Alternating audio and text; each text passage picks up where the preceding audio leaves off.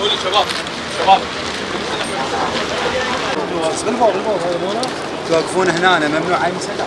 احمد جامر ما شاء بأنه أنت ربما مسلوب الهوية مسلوب الحقوق، لا أبدا.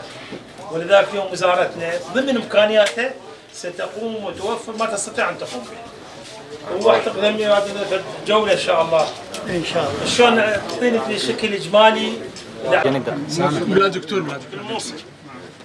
احنا شاركنا بتحرير تل أحمر الموصل وهالمناطق كلها. لا نسمح بتهديد أي مواطن وخاصة النازحين، ولذلك ليس حقيقة مهمتنا فقط زيارة، إنما محاولة عودة النازحين إلى ديارهم طوعيا وإخلاء العراق من المخيمات النازحين. لا يليق بالعراق هذا البلد العظيم أن يعيش بينه من أبنائه نازحون، ولذلك إن شاء الله سوف نفعل ما نستطيع من أجل إعادة النازحين.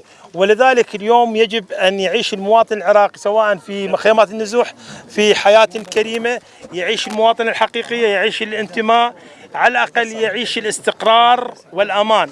ولذلك ما حصل للطفل النازح ربما كان بطريقة مجهولة أو ابتزازية، ولم يحصل فعلا هناك كلام ربما تم التهويل والتضليل من خلاله. أتمنى من الإعلام أيضا توخي الدقة والحذر وعدم الانسياق وراء الإشاعات، وأعتقد اليوم الإعلام العراقي وحضوركم الميداني يعني أنكم إن شاء الله مهنيون. إلى إغلاق جميع المخيمات بطريقة طوعية وليس قسرية.